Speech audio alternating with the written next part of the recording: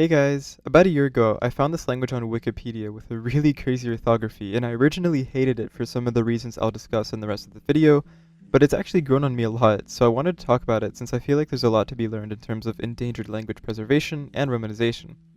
I'll start with showing you the writing system, looking at its pros and cons, and then suggesting some ways it could be improved while keeping the original intentions. So anyway, without further ado, boom. No, those aren't commas, they're letters, glottal stops to be specific. Looks crazy, I know, and there's definitely some things that could be improved like I said, but let's discuss. This language is called Sanish, or SENÇOԹEN, and is a language of the First Nation Sanish people in the Pacific Northwest and forms part of a dialect continuum whose varieties are related to other languages like Nusk'aimutsun or Klallam, for example. Now obviously what you're all wondering, what is up with this orthography? Well, you see, SENÇOԹEN is an endangered language whose decline dates back to the early 20th century when certain federal regulations forbade the Sanish people, or Kusenach, from gathering food like salmon on or around their traditional lands. These regulations also took children and forced them to go to residential schools, making them lose contact with their elders and consequently creating a language gap. Here's where this Chad Dave Elliott comes in, realizing his language and culture were in danger. He also realized how dangerous it was for SENÇOԹEN to not have a writing system and began fearing that the language would be lost if nothing was done to combat this. These are the early roots of the SENÇOԹEN alphabet. Elliott started writing down some of the language phonetically, but upon looking back at old notes, he realized he couldn't read what he had written, so he needed something a little more systematic.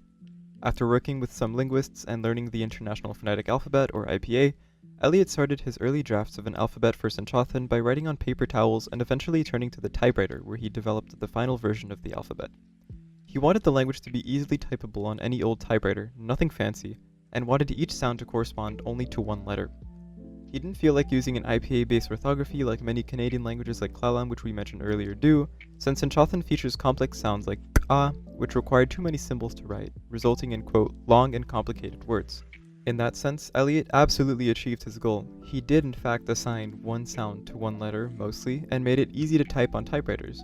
Typewriters have a built-in feature where if you realign the type guide, you can write multiple letters on top of each other, making writing letters like A very easy on a typewriter, since you could just write A and then a slash on top of it. In today's age, though, this becomes a lot more difficult since computers can't really do that in most cases. Let's talk about some of the pros of this orthography.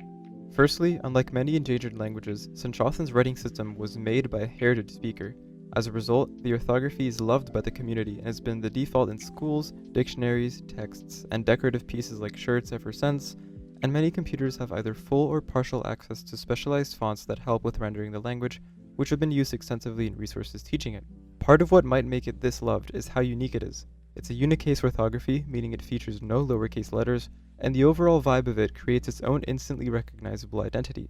This identity and this alphabet is what started the revival of SENÇOԹEN as a language, and according to one speaker, Dave Elliott, quote, made the language seem very important. However, here's where I might say there's some cons with this alphabet. Disclaimer before I get into these, this is strictly my opinion about what I think makes a quote-unquote good romanization, which can be very different from that of others, and especially the community of speakers that the language pertains to. There might be cultural nuances that I don't really understand given my limited research that could justify certain choices, but I'm just here to have fun and present some of my thoughts. Anyway, in my opinion, when linguists document often endangered languages with no current writing system, part of their job when it comes to preserving those languages is to create a writing system that is well adapted to the language's phonology and culture in order to have a way of keeping written records in the language and facilitate teaching, learning, and eventually preservation and revitalization. Dave Elliott did this really well. But another aspect that helps with these goals is ease of use. How easy is this writing system to learn? Does it make sense? In my opinion, good romanizations have systematic patterns. Despite the critique Elliott proposed about languages with writing system like Klallam's looking clunky, they're often really intuitive. For example, in the Klallam orthography, to make a consonant ejective, which is a consonant pronounced with just the air already in your mouth, you just add a little mark on the letter so that ta becomes ta and tla becomes tla. In the same way, all labialized consonants, which are consonants pronounced with rounded lips, are indicated with the superscript W such that ta becomes toi and ka becomes qua. Aesthetics aside, this is consistent, and learning how to pronounce this language only took me about some 10 minutes. The thing with Elliott's orthography is that it's just not as consistent as I would have wished, and it's taken me quite some time to get used to reading SENÇOԹEN. For example, the relationship between plain and labialized, or the rounded consonants, is very scattered.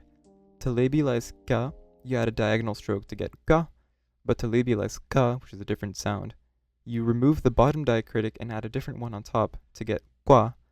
And to do the same thing for ka, you add a horizontal line through it to get kwa. See how it might be kind of confusing to understand the relationship between some letters? One last thing, about the visual aesthetics of the language, like the all caps and stuff. It just makes me a little sad because while some people like it, so many others literally hate this orthography, citing its alienness or unlanguage-likeness. People just don't take it seriously, and when it comes to preserving a language, that's not really that good. Thing is, it's absolutely neither the language's fault nor responsibility to accommodate the opinions of stereotyping foreigners, and communities shouldn't necessarily change things for them either. But when it comes to fighting for preservation, perhaps we could at least discuss the possibility.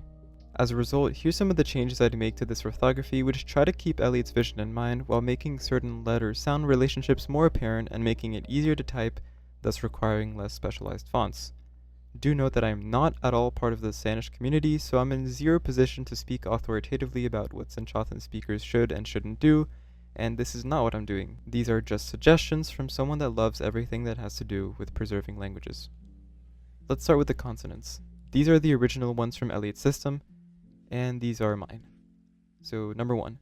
I made the entire alphabet feature only one diacritic, the acute. This diacritic in almost all cases denotes a consonant that is pronounced closer to the front of the mouth than its plain form. SENÇOԹEN distinguishes between prevelar and postvelar plosives, so ga and ka are different sounds. Prevelar sounds are pronounced closer to the front of the mouth, while postvelar ones are pronounced further back, so I made this relationship more clear by having ka, the acute denoting being pronounced closer to the front of the mouth, and ka just being ka, because it's more to the back of the mouth. There's also two N sounds in SENÇOԹEN, na and nga. Na is pronounced with the tip of the tongue, while nga is pronounced with the back of the tongue. The tip of the tongue is of course closer to the front of the mouth, so I just wrote na with the acutes, and nga with just its plain letter. The only exception is la, which I've just considered a variation of la. This is because I didn't want to use more than one diacritic, and I think this sound works and looks close enough to its original letter. The advantages of using only one diacritic is that if you cannot type that specific diacritic, but you can type, let's say, another one, you'll still be understood since each letter only has one other form.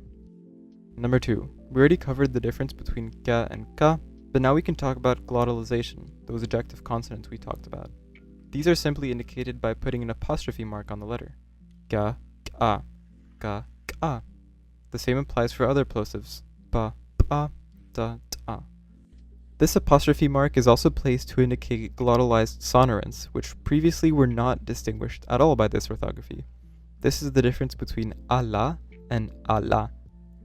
While it is true that Dave Elliott wanted an alphabet with a one-to-one sound-to-letter correspondence, I truly think it's worth it in this case since literally every single computer has access to the apostrophe, and it really doesn't take too much extra time to type. If anything, you can pretty much consider it a diacritic, just one that's off to the side of the letter instead of directly above or under. And finally, I just switched some letters around for synergy with the other ones. Moving on to the vowels, these changes were much simpler. Number 1. In Elliott's orthography, A could be written two ways based on the type of consonant around the vowel. I found there was no helpful reason to have this, so I simplified this just to using one letter. Number 2. I used the acute to create the diphthongs for consistency, so instead of the sounds A, I, and O being represented with these letters, now it's with these. They're all now represented with the same diacritic. I understand it might seem like a lot of changes, but I do believe learning this system would be far easier than the current one and could present itself as a little more friendly to an incoming audience. Here's the first article of the Universal Declaration of Human Rights in Elliott's original orthography. Here it is with my orthography. And here it is in mixed case out of curiosity. Here it is with all the commas replaced by apostrophes, again out of curiosity. And here's a hypothetical separate orthography I created that diverges a bit from Elliott's original goal, but uses no diacritics. Going back to my main orthographic reform, I made a keyboard layout for this alphabet in KBD Maker, an iOS app. And look how simple it makes things.